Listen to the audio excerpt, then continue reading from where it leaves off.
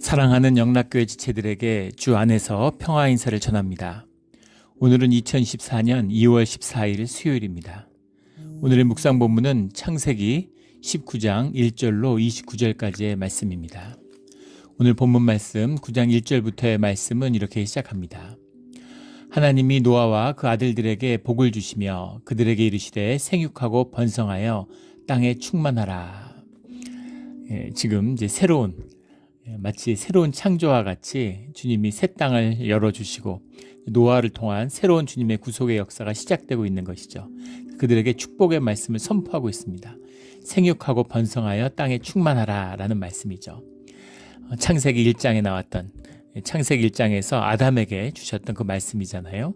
그런데 아담에게 주셨던 말씀과는 좀 다른 게 있죠. 1장 28절에 보면 땅을 정복하고 다스리라 라는 말씀이 나옵니다. 근데 그게 빠져 있어요.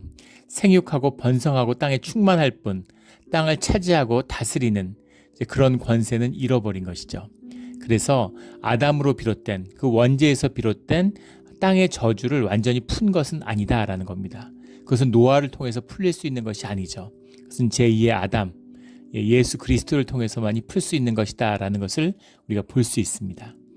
그래서 주님의 은혜고 구속의 역사지만 노아가 땅의 저주를 풀 수는 없는 것이죠. 그 말씀의 뜻이 이제 20절의 말씀과 연결이 돼요. 노아가 농사를 시작해서 땅을에서 땀 흘려야 먹고 살 수 있는 아담의 저주인데 아담의 저주를 노아는 풀지 못하는 거죠. 그냥 노아가 이렇게 되는데 원문에 보면 하 아담 이쉬 노아 이렇게 되어 있습니다. 하 아담이라는 게 아담도 되지만 아담의 자식 그 사람 이쉬 노아 이렇게도 되고 또 다마흐라고 하는 게 소일 땅에서 만들어진 땅이라는 뜻도 되잖아요. 땅의 자식 그 사람 노아 이렇게 되는 겁니다. 직역을 하면. 그러니까 노아는 땅의 자식인 거예요. 아담의 자식인 겁니다. 그래서 새로운 피조물이 아니라 아담의 자식으로서 땅의 자식으로서 땅의 저주를 풀 수 없는 땅의 저주 가운데서 살아가야 되는 물론 축복이 임하지만 그 원죄를 풀 수는 없는 것이다 라는 것이죠. 생육하고 번성하고 충만할 뿐이지 땅을 정복하고 다스리는 권세 이런 것은 없는 것입니다. 이것이 노아의 삶이다. 새로운 구속의 역사의 시작이다라는 걸 볼 수 있죠. 땅의 모든 짐승과 공중의 모든 새와 땅에 기는 모든 것과 바다의 모든 물고기가 너희를 두려워하며 너희를 무서워하리니 이것들은 너희의 손에 붙였음이니라. 두려워하며라고 하는 것이 이제 후모라햄이라는 말인데 모라라는 말이 이제 야레라는 말이 원형입니다. 야레라는 말은 서프라이즈 이런 거예요. 영어에 깜짝 놀랐다 이런 말인데 이런 짐승들이 새들이 사람을 보면 깜짝 놀란다는 겁니다. 그리고 너희를 무서워하리니 하타트라고 하는 우리 주님을 경외한다라고 할 때 나오는 말이죠. 그러니까 사람이 주님을 경외하는 것처럼 동물들은 인간을 경외하는 것입니다. 이게 창조의 섭리고 질서인 거죠. 실제 그렇다고 그러죠. 그 마사이족이 아프리카에 사는데 그 마사이족의 노인네가 이렇게 사막을 걸어서 다니는 거예요. 자식집도 갔다 오고 이렇게 지팡이 하나 짚고 걸어 다니는데 그 들판에 호랑이가 300마리가 산다는 다큐멘터리 나오는데 평생을 다니는데 그 한 번도 사자의 습격을 받아본 적이 없다는 거예요. 사자가 사람을 두려워한다는 겁니다. 호주에 뱀이 있냐 없냐 그 신기하죠. 뉴질랜드에는 뱀이 없어요. 그래서 뉴질랜드에는 그 애완동물로도 뱀을 못 갖고 들어오고 뱀 자체에 어떤 유입도 안 된다고 그럽니다. 뉴질랜드 같은 땅에 뱀 들어가면 괌처럼 되겠죠. 괌도 뱀이 없었는데 미군들이 들어오면서 그 화물에 뱀이 따라왔답니다. 그래서 완전히 괌의 생태계를 초토화시킨 The Silence of the Forest라고 하는 다큐멘터리가 있는데 새가 한 마리도 살지 않는 괌의 생태계인 거죠. 뱀의 천국이 된. 그런데 호주에는 뱀이 사느냐 안 사느냐 논란이 많았어요. 왜? 뱀이 관찰된 적이 없기 때문입니다. 나중에 가서 오랜 시간이 지나서 6m가 넘는 큰 비단뱀이 살고 있다는 사실을 알게 됐죠. 그런데 왜 그렇게 큰 뱀이 사는데 뱀이 없다고 사람들이 생각했을까? 그 뱀이 사람의 소리가 들리면 몇십 미터 밖에서 사람의 인기척을 느껴지면 냄새를 맡으면 도망가는 거예요. 그래서 사람들이 볼 수가 없는 것이죠. 원래 이렇게 돼야 된다는 겁니다. 그런데 이 사람의 이 다스림의 권세, 하나님의 임재, 이 자연의 섭리를 인간들이 파괴하니까, 그러니까 동물들이 사람을 공격하고, 코끼리가 가장 온유한 동물인데 코끼리가 사람을 공격하고, 이런 일들이 벌어지는 거죠. 이것이 주님의 창조의 섭리에 어긋나는 것이다 라는 걸 보게 되는 겁니다. 3절에 모든 산 동물은 너희가 먹을 것이 될지라. 살아있는 건 먹을 수 있다는 것이죠. 채소와 같이 내가 이것을 너희에게 주노라. 내가라는 말씀이 나오는데, 오늘 주님이 주시는 내가라는 말씀, 언약을 세우노라, 언약을 세운다라는 내가가 10번 나옵니다. 우리 레위기에 21번 나오죠. 축복을 주신다, 그렇죠. 축복을 주신다고 할 때, 복을 주실 때 7번 나오고, 저주를 주실 때 14번 나와요. 근데 이 내가라는 말이 굉장히 10번이 반복되고 있으니까, 땅의 숫자, 땅을 완전히 채우는 숫자죠. 그런데 이 의미는 인간과 무슨 모든 피조물과 주님과의 관계에 있어가지고 그 주도권이 전적으로 주님께 있다는 의미입니다. 그렇죠. 우리가 주님과 교제하고 주님과 함께하고 인격의 교제를 나누지만 주도권은 주님께 있는 겁니다. 그것을 잊지 말아야죠. 늘 주님은 주인이시고 주관자세요. 그런데 우리가 그걸 착각하죠. 심지어 신앙생활을 하면서도 종교에 빠져듭니다.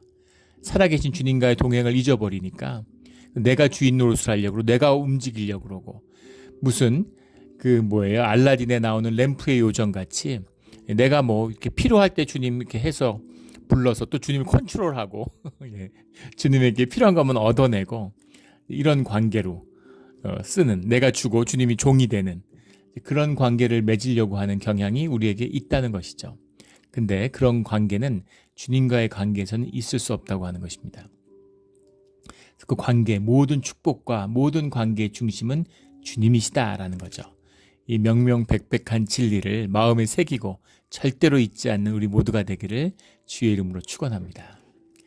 그러나 고기를 다 먹을 수 있는데 생명되는 피채 먹지 말 것이니라. 5절에 너희의 피 곧 너희의 생명을 피를 찾으리니, 피라는 것이 이 구약의 전통 가운데서는 피 자체를 생명으로 받아들이는 겁니다. 그래서 생명을 존중하는 것이죠.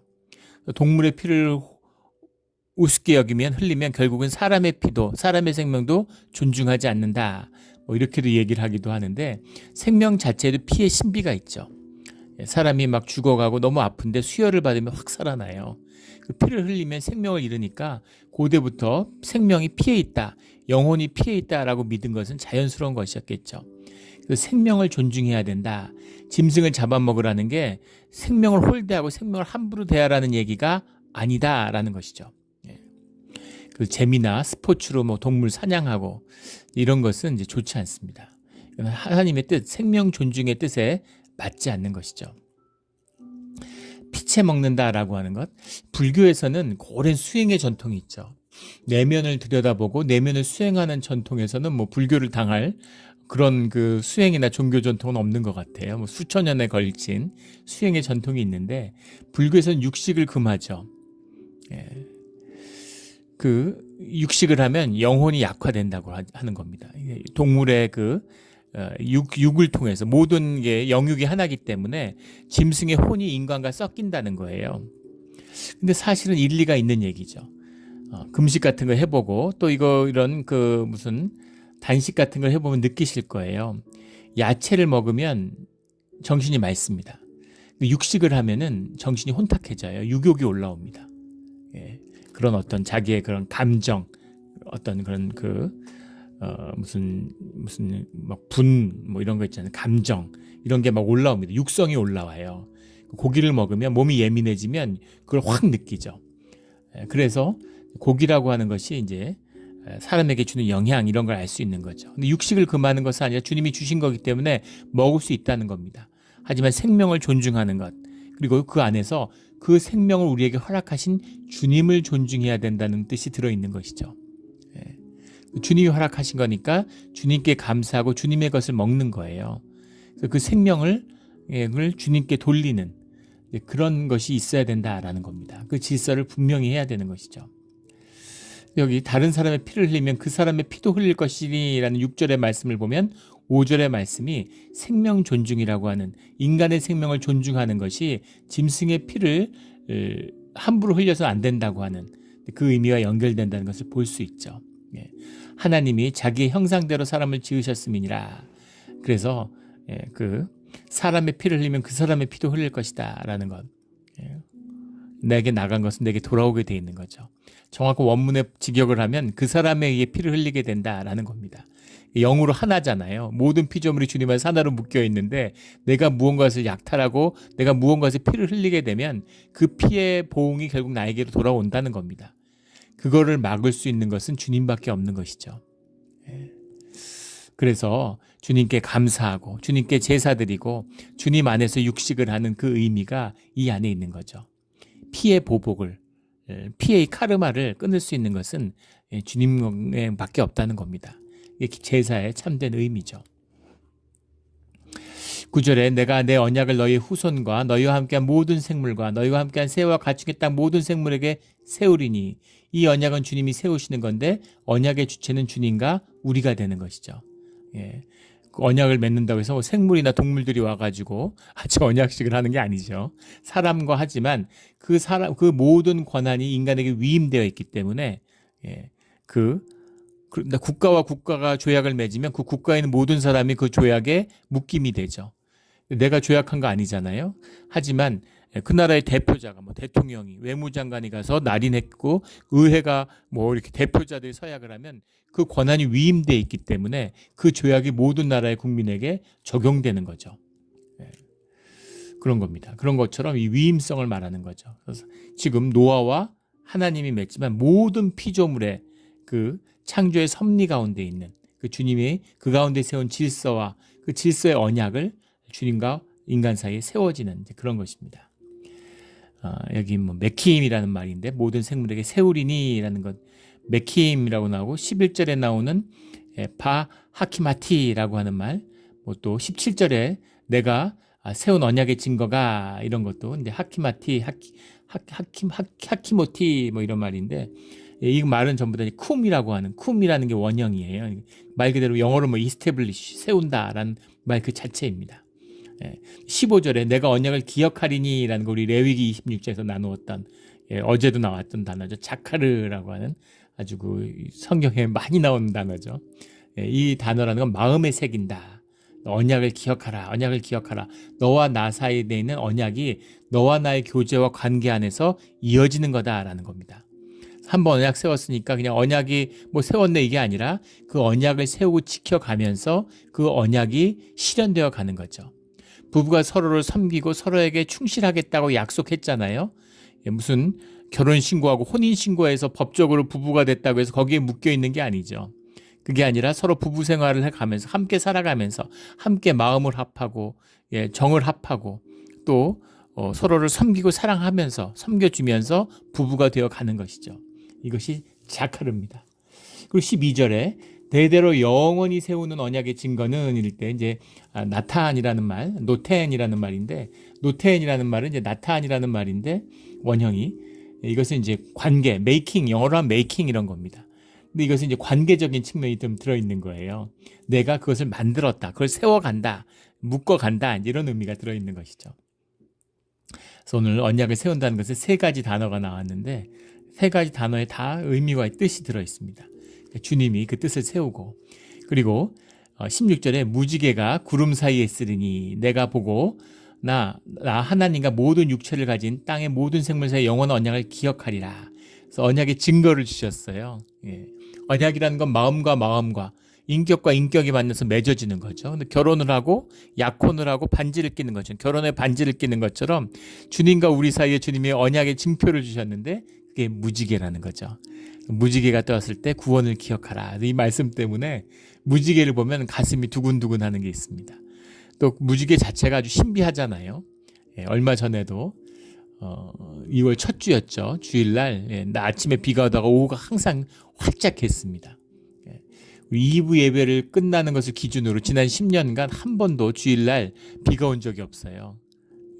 겨울에 그렇게 비가 내려도 이것도 참 신기한 일이죠. 항상 2부 예배가 끝나고 문을 열면 항상 따뜻하고 활짝 개 있습니다. 그럼 얼마나 감사한지 몰라요. 근데 그 2월 첫째 주 기억하는 건 우리 고 김기덕 집사님 우리 추모 예배를 드렸잖아요. 추모 예배를 드리는데 무지개가 확 뜨는 걸 보는데 정말 뭐라 말할 수 없는 그 창에 비친 그 납골 땅의 그 창에 비춰진 그 무지개가 보통 한쪽 끝만 보이지 양쪽 끝이 보이는 경우는 거의 없는데 그날은 완전히 온전한 반원형의 무지개가 아주 굵은 게 떠 있는 걸 딱 보는데 뭔가 가슴에 뭉클하고 막 그런 그래서 그걸 한번 보라고 주님의 언약이다 이러고 모두들 보고 다 좋아하고 기뻐하셨던 그런 기억이 납니다. 무지개를 주시는 거죠. 다시는 너희들을 육체를 멸하는 홍수는 다시는 없다. 주님이 그의 구원의 이 구속의 이 끈을 절대 놓지 않으신다라고 하는 약속의 언약으로 무지개를 주셨다는 겁니다. 우리 삶 가운데 어떤 구름이 끼었을지라도 아무리 빽빽한 구름이 차 있을지라도 그 가운데서 무지개를 봄으로 주님의 구원의 약속을 움켜쥐는 놓치지 않는 우리 모두가 되기를 주의 이름으로 축원합니다. 그리고 오늘 18절부터 27절 사이에 나오는 아주 중요한 사건이 한 가지 나옵니다. 이 사건이 이제 많은 의문을 품게 하는 여러 가지 그런 함축적인 의미가 있는 사건이죠. 방주에서 나온 노아의 아들들은 셈과 함과 야벳이며 항상 셈이 먼저 나와요. 둘째 아들인데 야벳이 큰 아들인데 뒤에 나옵니다. 왜 그럴까? 셈이 이제 구속사에 있어서 중요한 의미가 있기 때문이죠. 그래서 순서상의 의미라든가 시간적인 의미 이런 걸 성경은 별로 중요하게 여기지 않죠. 항상 구속의 관점에서 주님의 은혜가 어디로 가는가 하는 것이 초점입니다. 그래서 셈이 먼저 나오는 것이죠. 근데 두 번째 야벳보다 함이 먼저 나올까? 이런 것은 의문이 되는 것이죠. 함은 가나안의 아버지라라고 소개를 합니다. 함은 가나안의 아버지라. 그러니까 가나안이 누구예요? 우리 그 내일 본문에 나올 창세기 10장 6절에 가면 함의 아들은 구스와 미스라임과 붓과 가나안이다 이렇게 나옵니다. 그래서 가나안이 네 아들 중에 막내예요. 막내 아들인데 구스의 아버지다라고 하지 않고 가나안의 아버지다라고 이야기하고 있다는 거죠. 그것이 하나 이제 눈여겨볼 대목입니다. 노아의 세 아들로부터 사람들이 온 땅에 퍼지니라. 셈과 함과 야벳만 얘기하는데 함은 가나안의 아버지다라고 가나안의 이름을 굳이 넣었다는 것이죠. 다른 셈과 합의 아들들은 얘기하지 않으면서 그래서 사람들이 온 땅에 퍼지니라. 이 말 속에는 가나안의 자식들이 세상에 퍼졌다라는 의미가 들어있는 거죠. 가나안의 자식들은 우리가 너무나 잘 알고 있는 유명한 소돔과 고모라가 이제 그 가나안의 후손 가운데 나왔죠. 그리고 가나안 족속이라고는 우상 숭배와 타락의 상징과 같은 가나안 족속이 가나안의 후예들입니다. 근데 그가 함의 아들이다. 함은 가나안의 아버지다. 이렇게 나오는 거죠. 노아가 농사를 시작하여 포도나무를 심었더니 농사를 시작하고 포도나무를 심었다 그러는데 아라랏산 근처였을까? 아라랏산이 이제 그 아르메니아 땅에 있는 아라랏산이라고 사람들이 믿는 이유 중에 하나는 그 아라랏산 주변이 포도 농사에 이제 그 포도 농사를 짓는 곳이라고 그래요. 그래서 이제 포도나무를 심었더니 그러니까 아라랏산에서 인류 최초의 그 포도 농사가 시작됐다. 이제 이렇게 이야기를 하는 것이죠. 2절에 포도주를 마시고 취하여 그 장막 안에서 벌거벗은지라. 포도주를 마시고 장막 안에서 벌거벗었다라는 겁니다. 바이이타갈이라고 하는 말인데 바이이타갈이라는 말이 이제 언커버죠. 옷을 벗었다라는 거죠. 근데 포도주라는 말이 이제 야인인데 하야인 이렇게 돼 있어요. 정관사가 붙어 있습니다. 그리고 그 장막 안에라는 거죠. 그 장막과 그 포도주를 마시고 취했다라는 말씀입니다. 22절에 가나안의 아버지와 함이 그 아버지의 하체를 보고 밖으로 나가서 하체를 보고라고 해석했는데 에르바트라는 말입니다. 에르바트라는 네이키드니스예요. 그 아버지의 벌거벗음을 봤다라는 겁니다. 그래서 이제 여러 가지 해석들이 여기 수도 없이 많죠. 교회 다니면서 이 본문 말씀 많이 접했을 것이고 여러 가지 해석들이 많이 접했을 것입니다. 근데 왜 아버지 하체라고 번역을 했을까? 근데 이것에 이제 이 번역의 뜻이 이미 들어있는 거죠. 이제 번역을 이렇게 하면 안 되는데, 그 아버지 하체를 보고라는 게 라인데, 라라는 건 이제 뚫어지게 봤다라는 의미예요. 그래서 하체를 보고라는 것이 술을 먹었다고 해서 뻘거벗은 사람이 어디냐라는 거죠. 그래서 옷을 입고 있었는데 이제 술에 취해서 누워 자다 보니까 그 당시는 이제 원피스 같은 옷을 입는 거잖아요. 가운 같이. 예. 원피스 옷을 입는 거니까 옷이 이제 이렇게 위로 밀려져 올라가 있으니까 그 하체가 드러났다. 이렇게 보는 거예요. 근데 그 하체를 보니까 그 하체라는 걸 보지 말아야 되는데 하체를 봤다라고 해서 아버지 함이 뭔가 이렇게 그 아버지를 무슨 성추행한 것 같은 이제 그런 뉘앙스를 깔고 있는 겁니다. 이것이 이제 부정한 것이었다. 부정한 행동이다. 이렇게 보는 심정이 이 번역 가운데 깔려 있는 것이죠. 그런데 번역 그대로라고 보면 지금 그 노아는 뻘거벗고 있는 거예요. 옷을 안 입고 있었다는 겁니다. 그래서 술 취했다고 옷을 다 벗었을까? 이런 의문을 갖게 되는 것이죠. 밖으로 나가서 그의 두 형제에게 알림해 셈과 야벳이 옷을 가져다가 자기들의 어깨에 메고 뒷걸음질 쳐 들어가서 그들의 아버지의 하체를 덮었으며, 그러니까 옷을 입은 상태에서 겉옷을 가지고 들어갔다는 겁니다. 어깨에 메고라고, 옷을 가지고 들어가서 이렇게 옷을 덮었다는 의미는 뭐겠어요? 옷을 입고 있지 않은 것이죠. 그러니까 옷을 갖고 가서 덮었겠죠. 하체를 덮었으며 그의 얼굴을 돌이키고 그의 아버지의 하체를 보지 않고, 꼭 하체라고 하지 않고 똑같은 에르밧입니다. 다 하체라고 해석했는데 에르밧, 그러니까 그 벗은 몸을 보지 않고 가서 옷으로 덮었다는 것이죠. 그런데 옷을 벗었다는 것이 수치스러운 것이라고 하는 사실이 깔려 있어요. 그런데 원래 하나님이 아담과 하와를 만들었을 때 죄에 묶이지 않은 인간의 모습은 벌거벗고 주님 앞에서 서로 벌거벗었으나 부끄러움이 없는, 아담이 하와에 대해서도 하와가 아담에 대해서도, 그리고 아담이 주님에 대해서도 부끄러움이 없는 것이죠. 그것이 인간의 모습입니다. 서로 벌거벗었으나 부끄럽지 않은 이 벌거벗음이에요. 그런데 이 뉘앙스에는 아버지의 벌거벗었음을 부끄러워하는 모습이 들어있을 거라는 전제가 깔려 있는 것이죠. 꼭 그럴까요? 하는 의문을 갖게 되는 겁니다. 왜냐하면 24절에 노아가 술이 깨어 그의 작은 아들이 자기에게 행한 일을 알고, 노아가 술을 깨었는데 그의 작은 아들이 자기에게 행한 일이 뭘까요? 무슨 일을 행했다는 걸 알았다는 걸까요? 문제는 작은 아들이 누구냐는 겁니다. 작은 아들이라는 게 하가탄 버나우라는 말인데, 하가탄 버나우라고 하는 말이, 하가탄이 younger 이런 말이고 버나우라는 말이 그의 아들이라는 뜻입니다. 젊은 그의 아들이에요. 이걸 작은 아들이라고 해석했는데, 작은 아들이라고 해석한 건 바로 이제 함이라고 보는 견해가 들어 있는 것이죠. 근데 이제 문자 그대로 그의 젊은 아들입니다. 그의 젊은 아들인데 누구의 아들을 말하는 걸까? 자기의 행한 일을 알고 이에 이르되 가나안은 저주를 받아 그의 형제의 종이 되기를 원하노라, 이렇게 말씀하고 있는 겁니다. 가나안은 저주를 받아 그 형제의 종들의 종이 되기를 원하노라.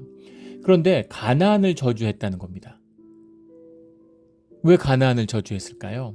이것이 이제 모든 논란의 시작이죠. 지금 들어와서 하체를 그렇게 노려보고 갔다 그러면 그걸 왜 노려봤는지도 그것도 말이 안 되죠. 함이 봤잖아요. 함이 보고 가서 얘기했고, 함이 가서 얘기를 해줬기 때문에 옷을 가져다 덮은 거죠. 그러면 함이 그것을 하체를 본 것이 죄가 됐을까요? 왜냐하면 뒤에 셈과 야벳은 보지 않으려고 했으니까. 보지 않으려고 했는데 노골적으로 봤다? 그러면 무엇을 안 것입니까, 노아는? 셈과 야벳이 가서 저희는 얼굴을 안 보고 이렇게, 지금 셈과 야벳과 함밖에 없잖아요. 지금 노아하고 네 사이의 이야기입니다. 그런데 셈과 야벳이 가서 저희는 고개를 돌리고 쳐다보지 않고 등 쥐고 들어갔는데 야벳은 보고 왔네요. 이렇게 일어나니까 옷이 덮여 있으니까 누가 들어왔다 나간 걸 안 것이죠. 그래서 어떻게 옷이 이렇게 덮여 있느냐 이러니까 셈과 야벳이 우리가 그 함이 와가지고 아버지가 벌거벗고 있다고 그래서 옷을 가서 덮어드렸습니다. 이렇게 얘기를 한 상황인 것이죠. 그런 상황인데 너희들은 나의 벌거벗음을 보지 않았는데 함은 봤구나. 그러니까 함을 저주해야 되겠다. 이런 상황이라는 겁니다. 그렇다면 함을 저주해야 되겠죠. 근데 그 하체를 본 것이, 그 벌거벗음을 봤다는 것 자체가 죄가 될까? 하는 거죠. 그게 저주받을, 고개를 돌렸어야 되는데 셈과 야벳이 보여준 뭐 인류 최초의 효도다 뭐 이런 식의 강해도 있어요. 그런 이야기도 들어본 것 같습니다. 예. 그래서 얼굴을 돌려보지 않았으면 효도인데 그걸 쳐다봤기 때문에 아버지 그럼 목욕탕도 같이 가는데 저희 어린 시절에 가장 좋은 기억 중에 하나가 주일날 요즘에는 다 뭐 밤낮으로 샤워하고 이러지만 저희 어릴 때도 그렇게 뭐 샤워하고 이런 게 없었던 것 같아요.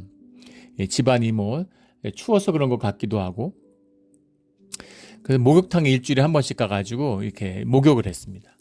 근데 그게 그 어린 시절의 기억 중에 가장 즐겁고 좋았던 기억이에요. 목욕탕도 좋아했지만 아버지와 같이 가서 등도 밀고 근데 그런 게 굉장히 좋은 거예요. 아버지 등도 밀어주고 예. 그 목욕탕에 갔던 기억이 그렇게 기억 속에 남아 있습니다. 예. 그런데 예, 저의 그 좋은 기억 때문에 한국에 가면 아이들 데리고 목욕탕에 가고 싶은 거예요. 예, 근데 애들은 목욕탕에 안 가려고 그럽니다. 미국에서 자라가지고 예, 공중 목욕탕 이런 데서 같이 뻘거벗고 목욕한다는 걸 애들은 굉장히 꺼리고 이제 기피해요. 야, 이게 문화의 산물이구나. 다 샤워 문화에 이제 젖어 있으니까 같이 공동 목욕탕에서 목욕한다는 걸 너무 어색해하고 너무 이상하게 생각하더라고요. 그 목욕탕에 들어가도 예, 수건으로 완전히 하체는 가리고 이렇게 다니는 근데 그거는 이제 미국식 문화가 깔려 있는 것이죠. 예, 아시아의 문화. 일본 같은 데는 가족들이 같이 목욕하죠. 예, 그래서 며느리가 시아버지 등 밀어주고 이런 일들이 일본에서는 흔한 일입니다. 예. 그래서 그러면 지금 이 시대, 지금 노아의 시대에서 아버지 하체를 쳐다봤다고 하는 것이 저주받을 이유가 됐을까라는 거죠. 아니면 함이 아버지를 기본적으로 멸시하고 마음속에 공경하는 마음이 없었기 때문에 그래서 아버지의 벌거벗음을 비웃고 조롱했을까? 이제 그런 식의 의심들이 깔려 있는 번역이라는 거예요. 그런데 벌거벗음을 보고 온 것은 함이었다라고 한다면 왜 가나안을 저주했냐는 겁니다. 왜 가나안을 저주했을까요? 예, 뭐 여러 가지 것도 해석이 있어요. 그 중에 하나는 가나안이 함의 막내 아들이었기 때문에 함도 막내 아들이죠. 그래서 함에 대한 저주가 막내 아들인 가나안으로 내려갔다 뭐 이런 얘기입니다. 네, 아무 근거가 없는 얘기죠. 장자에게 축복이 내려가는 이야기는 있어도 막내에게 저주가 내려가는 이야기는 없어요. 그건 완전히 억측입니다. 네, 그런 건 없죠. 오히려 인간적인 정으로 보면 막내에게 더 복이 내려갈 확률이 높겠죠. 어디나 막내들이 사랑받잖아요. 막내들이 귀여움받고 예, 그게 오히려 일반적이겠죠. 그래서 막내를 저주했다? 이건 말도 안 되는 얘기입니다. 또 하나는 왜 자식에게 손주를 저주했을까? 그래서 자식에 벌을 주는데 손주에게 벌을 주는 것이 더 강한 벌이기 때문에 그래서 손주를 저주했을 것이다. 뭐 이런 식의 견해가 있습니다. 근데 그것도 예, 세상에 그 인간입니까? 아들에게 아픔을 주기 위해서 아들에게 벌을 주기 위해서 손자를 저주하고 손자를 벌을 주면 아들이 더 아파하니까 할아버지가 손주를 저주했다? 말도 안 되는 소리죠. 어떻게 그런 일이 가능하겠어요? 그런 게 아닐 거라는 겁니다. 그리고 세상에 어떤 아들이 자기 벗은 몸을 보고 나갔다고 하는 얘기를 듣고서 그 아들과 손자를 아들 밑에 손자를 저주하는 이런 게 어디 있습니까? 예. 이거는 예, 술에 취한 다음에 깨어나니까 술이 문제가 술에 취해서 그랬다고 그래도 정상이 아닌데 이건 미친 거죠. 그런 것은 아닐 거라고 봐야 되겠죠. 그럼 도대체 뭐가 문제였을까라는 겁니다. 한 가지 추측할 수 있는 것은 작은 아들이 예, 함이 아니라 가나안이었다고 볼 수 있겠죠. 그러니까 함이 왜 그 장막 안에 들어갔을까? 예, 가나안이 장막 안에 가서 할아버지가 빨가벗고 누워서 자고 있는 걸 보고 와서 함한테 얘기해줘서 함이 가서 그 사실을 확인했다 이렇게 볼 수 있을 겁니다. 예. 그래서 함을 불러서 처음에 그랬겠죠. 야, 내가 옷을 어떻게 입고 있냐? 그러니까 샘과 아벳이 저희가 옷을 갖다가 덮었습니다. 이렇게 얘기하는 거죠. 그럼 너희는 어떻게 내가 벌거벗고 있는 걸 알았니? 라고 물어보면 함이 와서 얘기해서 해줘서 알았습니다. 이렇게 얘기하는 거죠. 그러면은 함을 불러서 너는 왜 장막 안에 들어왔니? 라고 물어보면 그 답은 무엇이었겠습니까? 호기심으로 그냥 지나가다 얼떨결에 들어가 봤어요.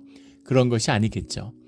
가나안이 와서 얘기해 줬습니다. 보고 와서 이렇게 된 거겠죠. 그래서 가나안에게 저주가 갔다. 이렇게 보는 것이 맞을 겁니다. 그래서 앞에 나오는 작은 아들 하가탄 버나우 할 때 영걸 히스서는 바로 함의 아들 가나안을 얘기하는 것이다 라는 것이 뒤에 나오는 가나안의 저주 앞에 나오는 가나안의 아버지 맥락과 연결된다. 이렇게 볼 수 있겠습니다. 그렇다면 가나안이 와가지고 할아버지의 벗은 것을 보고 아버지에게 얘기한 것이 저주를 받을 일인가라는 겁니다. 같이 목욕도 할 수 있는데, 그리고 벌거벗어서 부끄러워하지 않는 것이 주님의 구속을 받은 주님의 자녀들의 모습인데, 그런데 도대체 할아버지 벗은 모습을 봤다고 그게 저주받을 일인가라는 겁니다. 도대체 저주의 원인이 뭐냐는 것이죠. 27절에 보면 셈이 하나님의 여호와를 찬송하리로다. 가나안은 셈의 종이 된다라는 저주를 받고, 하나님은 야벳을 창대하게 하사 셈의 장막에 거하게 하시고 가나안은 그의 종이 되게 하시기를 원하노라. 이렇게 말하는 겁니다. 야벳은 큰아들인데 창대하게 된다고 말씀하셨어요. 근데 셈의 장막에 거하게 하시고, 셈의 장막이 무슨 말일까요? 셈의 장막에 거한다는 게 셈하고 야벳이 한 집에 산다는 얘기인가요? 셈과 야벳은 함께 살고 가나안도 종이니까 함께 살잖아요. 그런 의미입니까? 그런 의미가 아니겠죠. 야벳이 창대하게 셈의 장막에 거주하게 한다는 것은 셈은 제사장의 민족이 된다는 겁니다. 그래서 셈의 장막에 거한다는 건 제사장의 영향력, 하나님을 섬기는 그 제사의 영향력 아래에 놓이게 된다. 창대하게 된다고 번영하게 된다니 축복의 말씀이잖아요.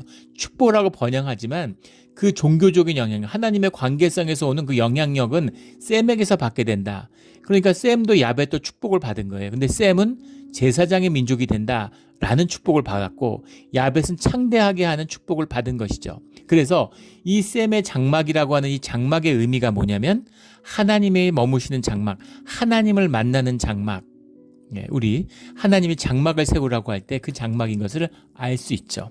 제사를 지내니까 주님이 함께 머무시고 주님을 만나는 자리, 그것이 장막이다라는 뜻이 들어있는 겁니다. 그게 셈의 장막이고, 그 장막을 보았다면 21절에 나오는 그 장막 안에서라는 걸 이해할 수 있죠. 그 장막 안에서 포도주를 마시고, 그 포도주는 어떤 포도주일까요? 어떤 해석에서는 늘 마시던 포도주다, 그렇게 얘기하는, 누구나 아는, 다 알고 있기 때문에 정관사 더가 그 포도주, 이제 이렇게 얘기한다는 거죠. 집에서 매일 포도주를 밤마다 마시는 사람인데 내가 그 포도주를 마셨어, 그렇게 얘기를 하나요? 그렇게 얘기하지는 않죠. 내가 그냥 포도주 마신다 그러지. 그 포도주, 그 포도주 알지? 어떻게 알아요? 혼자 마시는데. 내가 집에서 마시는데 장막에 가서 혼자 마시다가 취해서 잠들었는데 그 포도주를 누가 한다고 그것을 그 포도주라고 얘기하겠습니까? 하야인이라고 하는 그 포도주는 어떤 포도주겠어요? 주님께 제사 때 드리는 관제의 포도주인 것이죠. 주님께 드리는 포도주를 마셨다는 건 제사의 자리로 나가고 주님과 교제하는 자리로 나갔다는 겁니다. 그리고 그 장막 안에서는 누구도 들어와서는 안 되는 것이죠. 누구도 들어와서는 안 되는 것입니다. 거기에선 노아가 대제사장으로서 그 장막 안에 머무는 곳인 겁니다. 그런데 노아가 잠든 사이에 손주가 들어온 거예요. 손주가 뭘 알겠어요. 그러니까 들어와가지고 할아버지 빨가벗고 누워 자고 있네. 그리고 얘기해 보니까 와서 보고 아버지가 벌거벗고 누워 있으니까 그 옷이라도 덮어드려야지. 우리가 그 아버지가 소파에 누워 주무시면은 무슨 이불이나 그런 걸 가져가가지고 이렇게 덮어드리잖아요. 옷을 입고 자도 덮어드리는데 벌거벗고 자고 계시다 그러니까 가서 옷을 덮어드려야죠. 그런데 문제는 뭐냐면 벌거벗은 걸 본 거나 옷을 갖다 드린 문제가 아니라 그 장막 안에 함부로 들어왔다는 것이죠. 함부로 들어왔다는 겁니다. 물론 거기서 한 발 다 나가면 함도 들어왔고 셈도 들어왔고 야벳도 들어왔는데, 그런데 그 들어온 이유가 달랐다는 것이죠. 원체 첫 번째는 장막 안에 들어와서는 안 되는 겁니다. 근데 장막 안에 들어온 것은 잘못이지만 좋은 뜻으로 주님 앞에 나왔다는 거. 장막에 들어오면 무조건 죽어. 장막에 나오면 절대 그것은 그 대제사장의 위에는 아무도 들어오면 안 돼. 이런 의미도 있지만 그 의미의 더 중요한 뜻은 뭐냐면 법이 중요한 게 아니라 법 정신이 중요한 것이죠. 그래서 하나님을 존중하고 하나님을 경외하는 마음이 있어야 된다는 겁니다. 그 마음은 아버지를 경외하고 아버지가 그 대제사장의 위치에 서 있으니까 그 아버지를 존중하는 마음도 함께 있어야 되는 것이죠. 그 마음이 중요한 것인데 이 가나안도 함도 그 마음을 지키지 못했다라는 겁니다. 그런데 최초에 호기심에서 그 얘기 들어왔고 장막은 함부로 들어왔고 그 이야기를 함부로 전한 이 가나안은 저주를 받게 되는 것이죠. 지금은 저주를 받았는데 뭐가 더 나쁜 것일까요? 훗날 이제 율법의 시대가 되면 하나님의 장막에 함부로 들어가면 죽죠. 죽습니다. 심지어 대제사장도 주님의 때 주님이 정한 절기가 아닌데 함부로 들어오면 죽어요. 대제사장도 죽습니다. 주님과 인간의 관계가 더 어려워졌다는 얘기겠죠. 이때는 뭐 그런 때는 아니었던 것 같아요. 주님 안에서 벌거벗음의 의미도 술이 취해가지고 만취돼서 덥다 왜 이렇게 열이 나지 하고 옷을 다 벗어버린 그런 의미로 이해되는 것이라기 뭐 윤리적으로 타락했다, 술이 취해가지고 실수했다 이런 의미가 아니라 노아가 주님 앞에 설 때 주님과 함께하는 그 장막 안에서는 옷을 입고 있지 않은 것이죠. 그래서 이것은 에덴 동산 아담과 하와의 모습을 연상케 하는 그 모습이라고 보는 것이 더 설득력이 있다고 생각합니다. 주님 앞에 나가는 모습의 상징적인 모습이죠. 이때 옷을 우리가 지금처럼 이렇게 거창하게 여러 겹 입는 게 아니잖아요. 가운 하나 입는 것인데 그 가운도 입지 않는 부끄러움이 없는 모습, 에덴 동산의 모습이 주님과 머무는 곳이 에덴 동산이잖아요. 이 장막이 주님과 함께하는 에덴 동산이었다. 이 장막이 뒤에 주님이 세우라고 하시는 그 출애굽 백성에게 세우라고 하시는 그 장막의 참된 의미죠. 근데 그것을 훼손하는 것, 주님의 구속사 가운데 일관되게 말씀하시는 레드라인이 있는 겁니다.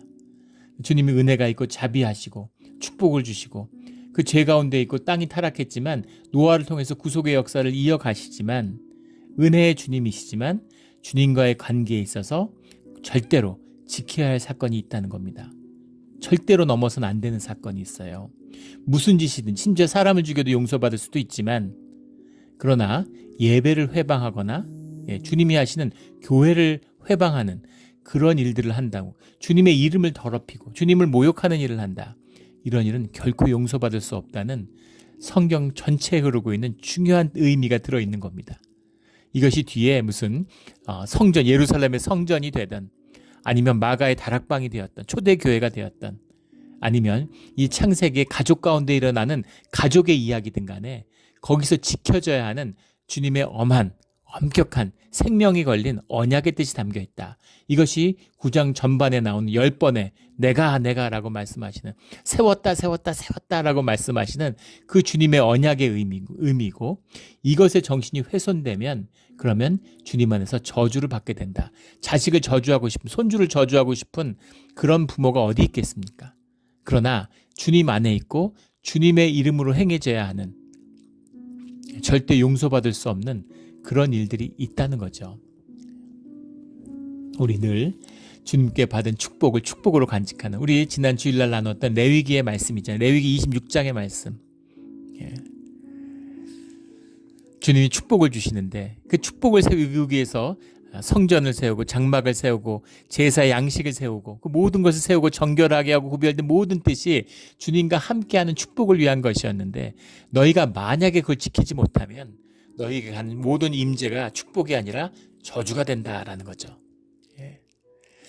우리 하나님의 깊은 너희 앞에 축복과 저주의 길이 있다. 생명과 죽음의 길이 있다. 너희는 선택하라 라고 하는 여호수아의 말처럼 선택해야 되는 것입니다. 늘 주님을 선택하고 주님의 은혜 가운데에서만 머무는 그런 우리의 삶의 자리가 되기를 주의 이름으로 축원합니다. 아멘. 기도드리겠습니다. 하나님 아버지 감사합니다. 오늘 노아와 가나안에 얽힌 이야기는 어려운 말씀입니다. 그리고 두려운 마음이 있습니다. 우리가 누가 알고서 주님을 거역하고 누가 알고서 주님께 맞서겠습니까? 하지만 우리의 어리석음과 우리의 완악함 때문에 우리가 알고 죄를 짓는 경우도 있고 또 모르고 죄를 짓기도 합니다. 하지만 주님의 자녀이오니 관건적으로 개입하셔서 우리가 절대로 주님을 거스리고 주님의 이름을 욕되게 하는 일은 일생 가운데 없기를 소원합니다. 주님, 은혜와 자비로 우리의 삶 가운데 함께하여 주시옵소서. 은혜의 삶을 살아가게 하여 주시옵소서. 감사하며 예수 그리스도의 이름으로 기도드렸습니다. 아멘.